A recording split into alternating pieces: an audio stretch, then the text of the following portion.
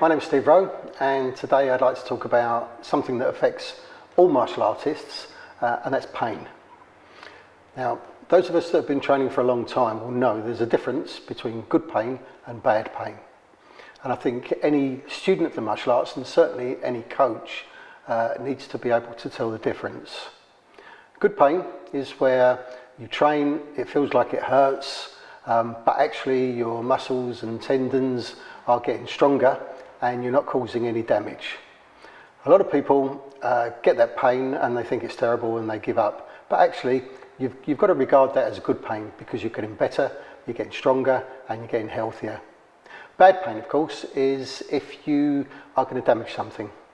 So that's where we need to know the difference. If somebody's training and they suddenly hurt their ankle or their knee, they need to stop. And they need to stop and they need to go through the RICE process. So they need to rest it, ice it, elevate it and compression, and if necessary, go and see somebody who's a specialist as soon as possible. Because those injuries, they might even start off quite small, can hamper us for the rest of our life. So we need to know the difference, good pain or bad pain.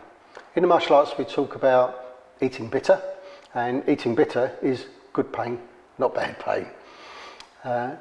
Also, the thing with pain is how to deal with it in your mind, because you get some people in the dojo, as soon as they suffer any kind of pain, or if something hurts a little bit, even if they're making a stance or something and they're kind of going, oh, and you go, what's up? It hurts. Yeah, well, is it good pain or bad pain? Are you damaging it, or is it just that you're putting stress on the muscles? And yet other people will just make long stances and quite possibly damage themselves, but quite willing to carry on. And you get people who stumble, fall, damage their knee or ankle or something, and then, no, I'm fine, I can carry on. That's when the instructor's got to be able to say, whoa, stop. So we need to know that difference, we need to be able to define it, and we need to be able to deal with pain emotionally, because different people deal with it in different ways.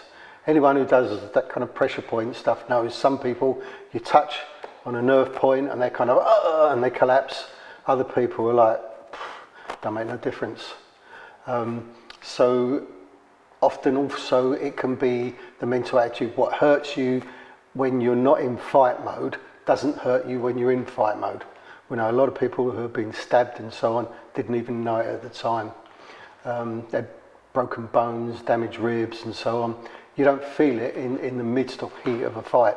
So how can we play with that mindset to use it to our advantage? The first thing is, I think the Buddha gave great advice, because he said, pain and suffering exists. It's whether you take ownership of it or not. So there is a basic level of pain that you're always going to get. What are you going to do with it then? Are you going to take ownership of it, and are you going to keep hurting yourself with it again and again? And they're the people that multiply pain inside their head, and they make it worse and they react worse than it is. Whereas on the other hand, other people try and push it away and ignore it. We need to acknowledge pain, and we need to then be able to deal with it in our mind. If we're training properly, we put ourselves into fight mode. I always say the mind has got to be aware, focused, sensitive and intense. And aware that you're exactly aware of what's going on. You've got to be able to have mental focus, so that you're not distracted, you're not lazy, you know what you're doing, you know the kind of mindset you want. You need to be sensitive to your own body and to that of anyone you touch in regards of balance, alignment, but also how it feels with regard to pain, etc. And intensity really is the key.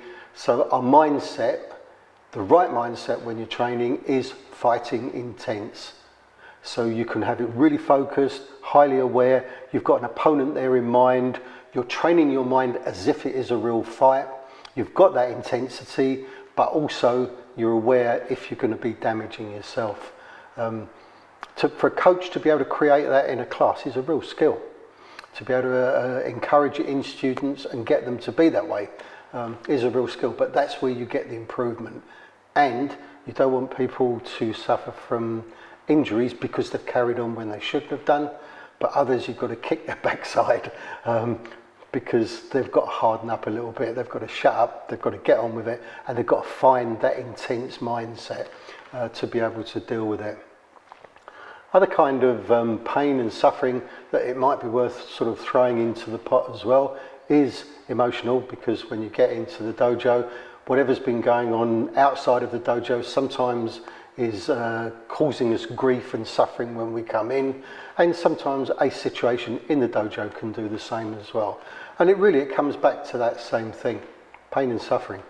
Are we going to let it affect us? Or are we going to have a mindset that's going to allow us to function well, to function in an emotionally intelligent way, so that we can benefit from all the challenges that come to us outside the dojo and inside.